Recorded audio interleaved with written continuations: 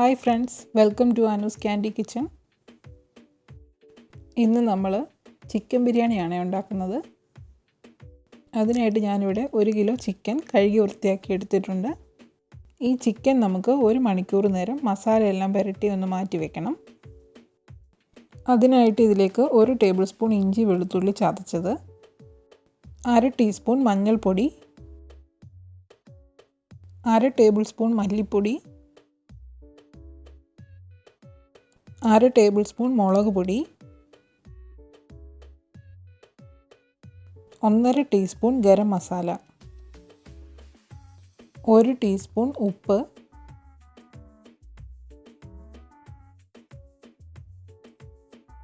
1 teaspoon lime juice. ഇനി ഇതെല്ലാം നന്നായിട്ടൊന്ന് ഇളക്കി മിക്സ് ചെയ്യണം. ഈ മസാലയെല്ലാം എല്ലാ ചിക്കൻ്റെ മുകളിലും നന്നായിട്ട് പറ്റി പിടിക്കണം. ഇനി ഇത് മസാലയെല്ലാം പിടിക്കുന്നതിനായിട്ട് 1 മണിക്കൂർ നേരം ഫ്രിഡ്ജിൽ സൂക്ഷിക്കുക. ഈ സമയം കൊണ്ട് നമുക്ക് വേറെ ഇതിന് വേണ്ട ഇൻഗ്രീഡിയൻസ് ഒക്കെ തയ്യാറാക്കാം. ആദ്യം തന്നെ വലിയ 5 സവോള ഇതുപോലെ നീളത്തിൽ കട്ട് ചെയ്തെടുക്കണം. ഇനി ഇതിലെ പകുതി സവോള നമുക്കൊന്ന് ഫ്രൈ ചെയ്തെടുക്കണം. അതിനായിട്ട് ഞാനിവിടെ കുറച്ച് ഓയിൽ ചൂടാക്കി എടുത്തിട്ടുണ്ട്. ഇനി ഇതിലേക്ക് സവോള ചേർത്ത് കൊടുക്കാം.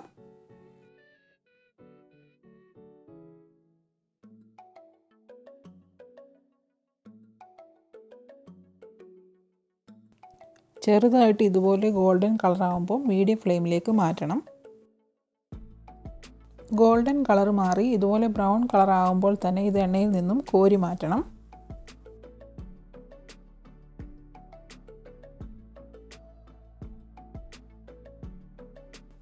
എണ്ണയിൽ നിന്നും കോരി പുറത്തിരിക്കുമ്പോൾ തന്നെ ഇതിൻ്റെ ബ്രൗൺ കളറ് കുറച്ചും കൂടെ കൂടും.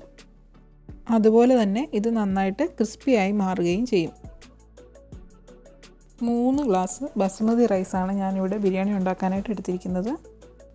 റൈസ് നന്നായിട്ട് കഴുകിയതിന് ശേഷം 1/2 മണിക്കൂർ നേരം വെള്ളത്തിൽ കുതിർത്ത് വെള്ളം വാർന്ന് വെച്ചിട്ടുണ്ട്. 30 മിനിറ്റ് കൂടുതൽ ഇത് വെള്ളത്തിൽ ഇട്ട് വെക്കാൻ പാടില്ല. ഇനി ഈ അരി നമുക്ക് വേവിച്ചെടുക്കാം. അതിനായിട്ട് 3/4 കപ്പ് വെള്ളം ചൂടാക്കാനായിട്ട് വെച്ചിട്ടുണ്ട്.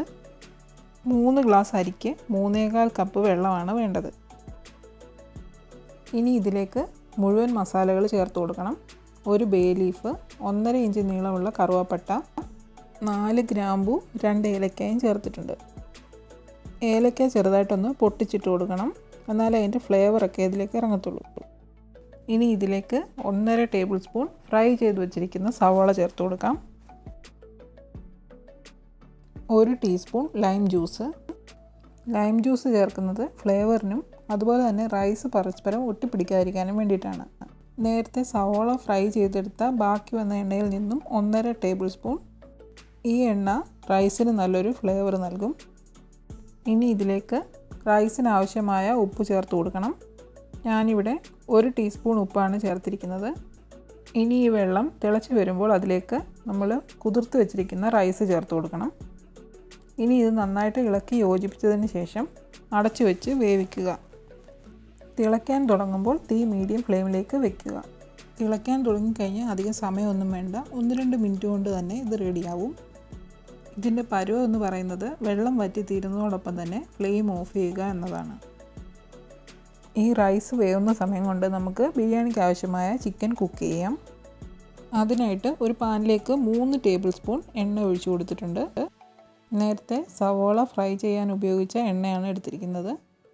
ഈ എണ്ണയ്ക്ക് നല്ലൊരു ഫ്ലേവർ ഉണ്ടാവും. ഇനി ഇതിലേക്ക് സ്പൈസസ് ചേർത്ത് കൊടുക്കാം. 4 ഗ്രാമ്പു, 3 ഏലക്ക, ഏലക്ക ചെറുതായിട്ട് പൊട്ടിച്ചിട്ടുണ്ട്, 1.5 ഇഞ്ച് നീളമുള്ള കറുവാപ്പട്ട, 1 ബേ ലീഫ്, ചെറിയ പീസ് തക്കോലം. മീഡിയം ഫ്ലെയിമിൽ 15 സെക്കൻഡ് നേരം ഒന്ന് ഇളക്കി റോസ്റ്റ് ചെയ്യാം. ഇനി ഇതിലേക്ക് 2 പച്ചമുളക് ചോപ്പ് ചെയ്തത് ചേർത്ത് കൊടുക്കാം. പച്ചമുളകൊന്ന് ഇളക്കി യോജിപ്പിച്ച ശേഷം ബാലൻസ് ഉള്ള സവാള ചേർത്ത് കൊടുക്കാം.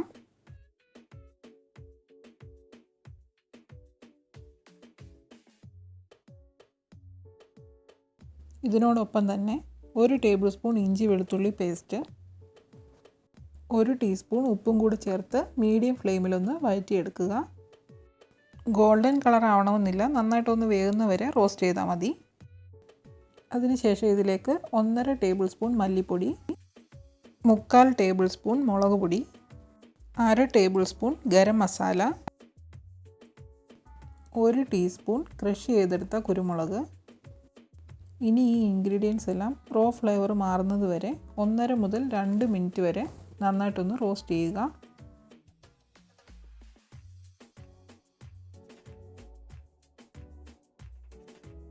ഇനി ഇതിലേക്ക് നമ്മൾ നേരത്തെ മാരിനേറ്റ് ചെയ്ത് വെച്ചിരിക്കുന്ന ചിക്കൻ ചേർത്ത് കൊടുക്കാം.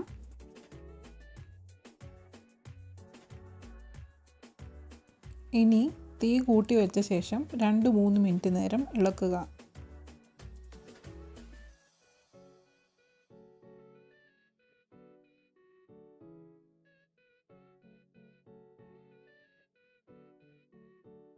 അതിനുശേഷം 3/4 കപ്പ് നല്ല ചൂടുവെള്ളം ചേർത്ത് ഇളക്കി യോജിപ്പിക്കുക.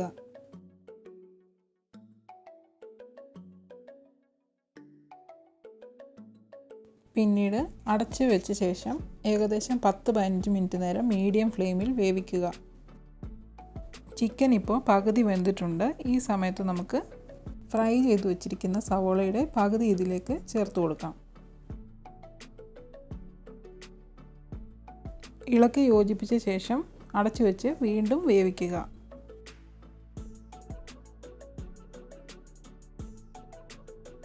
ഇനി നമുക്ക് കുറച്ച് കാഷ്യൂ നട്ടും കിസ്മിസും ഫ്രൈ ചെയ്തെടുക്കാം. അതിനായിട്ട് ഞാനിവിടെ 1 ടേബിൾ സ്പൂൺ നെയ്യ് ചൂടാക്കിയിട്ടുണ്ട്. ഇനി ഇതിലേക്ക് കാഷ്യൂ നട്ട് ചേർത്ത് കൊടുക്കാം. കാഷ്യൂ നട്ട് ചെറുതായിട്ട് ബ്രൗൺ കളർ ആകുമ്പോഴേക്കും നമുക്കതിലേക്ക് കിസ്മിസ് ചേർത്ത് കൊടുക്കാം.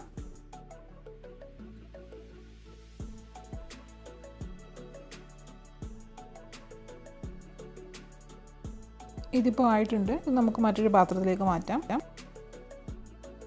ചിക്കൻ ഇവിടെ വെന്ത് വന്നിട്ടുണ്ട്. തീ ഏറ്റവും ലോ ഫ്ലെയിമിൽ വെച്ചിട്ട് തുറന്ന് വെച്ച് ഈ ചിക്കൻ നമുക്ക് ഒന്നുകൂടെ ഇളക്കി കൊടുക്കാം. ഇതുപോലെ അല്പം ഗ്രേവി ഉണ്ടായിരിക്കണം. ഏതെങ്കിലും കാരണത്താൽ ഗ്രേവി വറ്റിപ്പോയാൽ അല്പം ചൂടുവെള്ളം ചേർത്ത് ഒരു സെമി ഗ്രേവി ആക്കണം. ഇനി നമ്മൾ വേവിച്ച് വെച്ചിരിക്കുന്ന റൈസ് ഇതിലേക്ക് ചേർത്ത് കൊടുക്കാം. ഈ റൈസ് ജസ്റ്റ് ഒന്ന് ഇട്ട് കൊടുക്കുകയാകാവൂ. മുകളിൽ നിന്ന് താഴേക്ക് പ്രസ് ചെയ്ത് കൊടുക്കരുത്. നമ്മൾ ഈ റൈസ് വേവിച്ചെടുത്തതിന് ശേഷം പ്ലേറ്റുകളിലാക്കി സ്പ്രെഡ് ചെയ്ത് വെച്ച് കഴിഞ്ഞാൽ റൈസ് പെട്ടെന്ന് തണുത്തും കിട്ടും, പരസ്പരം ഒട്ടിപ്പിടിക്കുകയുമില്ല. ഈ ബിരിയാണിക്ക് ഇടയ്ക്കൊക്കെ മഞ്ഞ കളർ കിട്ടാനായി ചെറിയ ചൂട് പാലിനകത്ത് 1 ടീസ്പൂൺ മഞ്ഞൾപ്പൊടി ചേർത്തിളക്കി ഇതിലേക്ക് ചേർത്ത് കൊടുക്കുന്നുണ്ട്. നിങ്ങൾക്ക് വേണമെങ്കിൽ ഫുഡ് കളർ ചേർത്ത് കൊടുക്കാം. ഇനി നമ്മൾ നേരത്തെ ഫ്രൈ ചെയ്ത് വെച്ചിരിക്കുന്ന കാഷ്യൂ നട്ടും കിസ്മിസും അത് ഫ്രൈ ചെയ്യാൻ ഉപയോഗിച്ച നെയ്യോടുകൂടി തന്നെ ഇതിലേക്ക് ചേർത്ത് കൊടുക്കാം.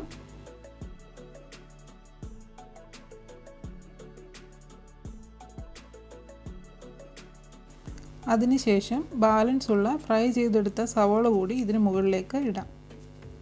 ഞാൻ ഇതിലേക്ക് ഒരല്പം പൈനാപ്പിൾ എസൻസ് ചേർക്കുന്നുണ്ട്. ഇങ്ങനെ ചേർക്കുന്നത് ഈ ബിരിയാണിക്ക് നല്ലൊരു മണം നൽകും. അവസാനമായി 2 ടേബിൾ സ്പൂൺ നെയ്യ് ഇതിൻ്റെ മുകളിലേക്ക് ഒഴിക്കുക. ഇനി ഇത് അടച്ചു വെച്ച് ദം ചെയ്യുക. അതിനായിട്ട് ഏറ്റവും ലോ ഫ്ലെയിമിൽ 10 മിനിറ്റ് നേരം അടച്ചു വയ്ക്കുക. 10 മിനിറ്റിന് ശേഷം അനക്കാതെ തീ ഓഫ് ചെയ്ത് അരമണിക്കൂർ നേരം വയ്ക്കുക. 1 മണിക്കൂർ നേരം വെച്ചാൽ അത്രയും നല്ലത്. ഇതിനിടയ്ക്കൊന്നും അടപ്പ് തുറക്കരുത്. ബിരിയാണി ഒരിക്കലും ചൂടോടുകൂടി സെർവ് ചെയ്യരുത്. നല്ല ചൂടോടുകൂടി സെർവ് ചെയ്താൽ നമ്മൾ ചേർത്ത സ്പൈസസിൻ്റെ ഒന്നും ടേസ്റ്റ് കിട്ടത്തില്ല. ഇൻഗ്രീഡിയൻസിൻ്റെ ലിസ്റ്റ് ഡിസ്ക്രിപ്ഷനിൽ കൊടുത്തിട്ടുണ്ട്. എൻ്റെ ചാനൽ നിങ്ങൾ ആദ്യമായിട്ടാണ് കാണുന്നതെങ്കിൽ സബ്സ്ക്രൈബ് ചെയ്യാനും വീഡിയോ ഇഷ്ടമായെങ്കിൽ ലൈക്ക് ചെയ്ത് ഷെയർ ചെയ്യാനും മറക്കരുതേ. അടുത്തൊരു റെസിപ്പിയുമായി കാണാം. Thanks for watching.